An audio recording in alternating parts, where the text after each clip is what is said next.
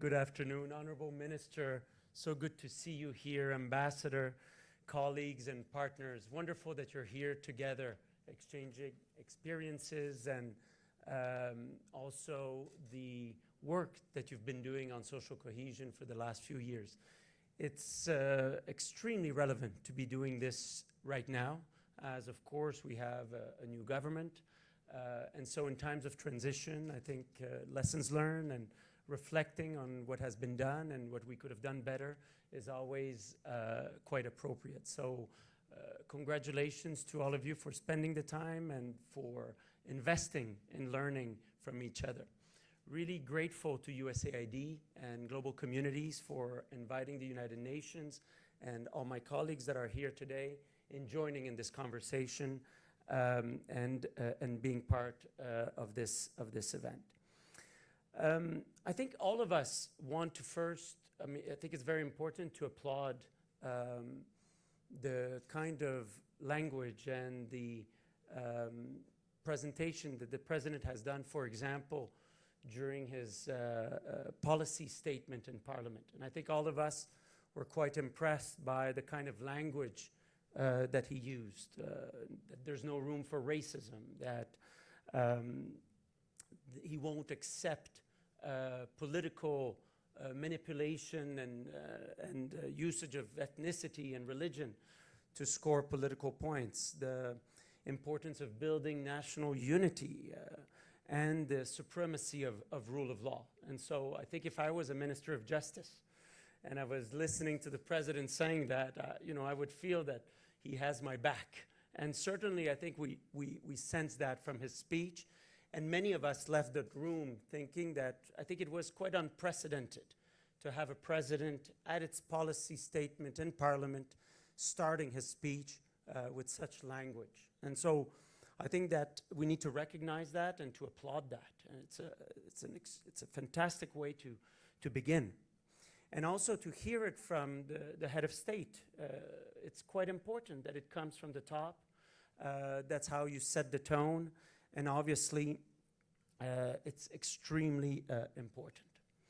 Now, I think the biggest challenge in a country like Sri Lanka is that, unfortunately, social cohesion or peace building, just to use UN language, has often been treated as a bit as a side activity. Why don't we do this on top of it? It's going to look nice for Geneva. Or let's do a few nice activities on the side, but has rarely been treated as a core component of state policy. It has not really been integrated into the plans for strengthening rule of law, for strengthening the state. Has not been part of a strategy of economic development. It has very often been really a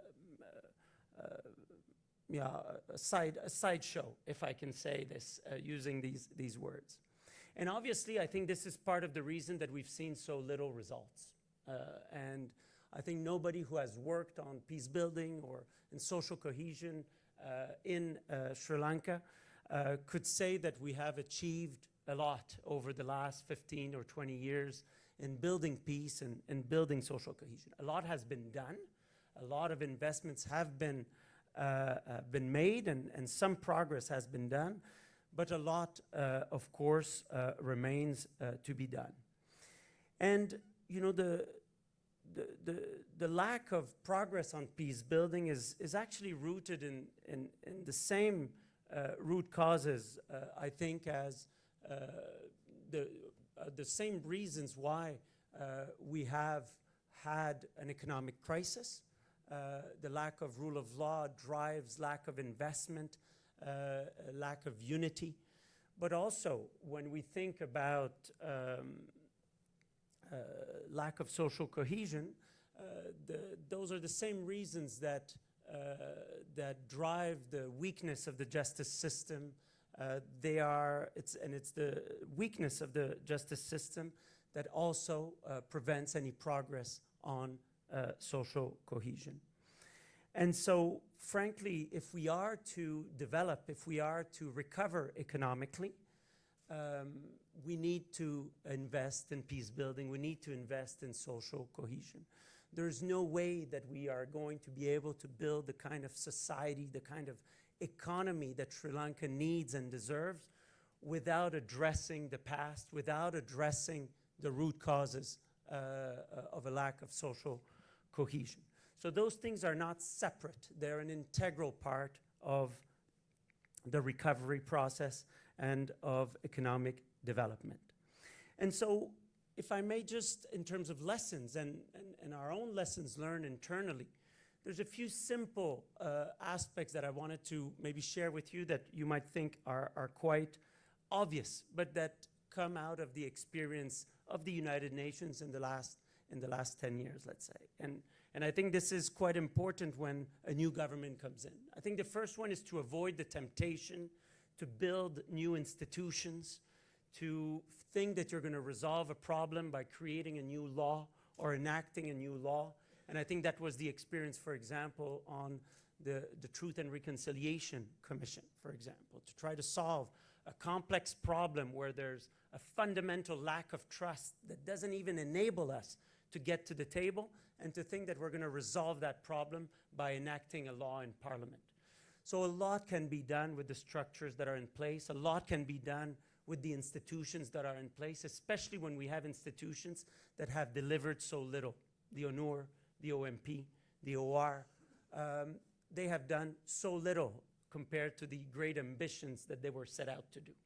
So I think that's a first lesson, and I think if we can at least have a look at what exists and what we have on the table and what we can do to make those work, I think we can go a long way, and I think that's a better way to build trust. The second, I think, is to have a plan. And I think that desperately is needed. A plan of what comes first, what comes second, a simple, basic plan of how can we build in the short to medium term trust. And this can be organized around the first year's budget that is now being discussed, that is being discussed for next year.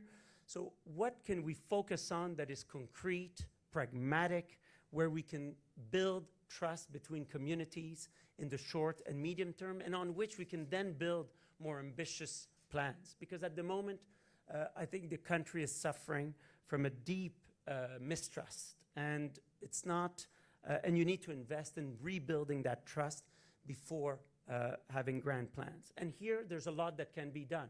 And the president has been very vocal on it, on land, on reducing land conflicts, on land distributions, on degazetting. So a lot can be done on land.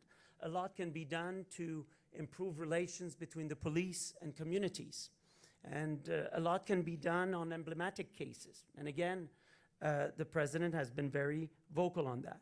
Some can be done on decentralization, on making sure that institutions like the OMP and the OR advance and deliver on the basic aspects of their mandate, like tracing. And so we think that having a basic plan is really the beginning. And the last point I would say that is quite obvious as well, perhaps especially in an audience of peace builders and social cohesion champions, is that the way you do the plan is almost as important as the plan itself. And so I think the way the government is going to approach making and producing that plan in a consultative, open, transparent way is in itself a testament of its objectives, and is going to add great wealth to the quality of that plan. And let me just end by, of course, Minister, I've said that to you, and I want to say it here publicly. You can count on the United Nations, on international partners, to accompany you, to support with coordination, with resources, and with implementation. But of course, we need your vision, we need your drive, we need your political will in order to be able to support you in the best way possible. The United Nations and the international community, if I may say so, I don't think we have been, it's not the United Nations that creates change. It's not the international community that creates development and that builds peace. It's really the national leaders and the national institutions that do that. We are here to support, to encourage, to cheerlead, to share experiences. But we're not the ones who are going to do this. You're the ones who are going to do this, but you can count on us to deliver on that. So thank you very much. A pleasure to be here, and thank you again for inviting us to be part of this conversation. Thank you very much.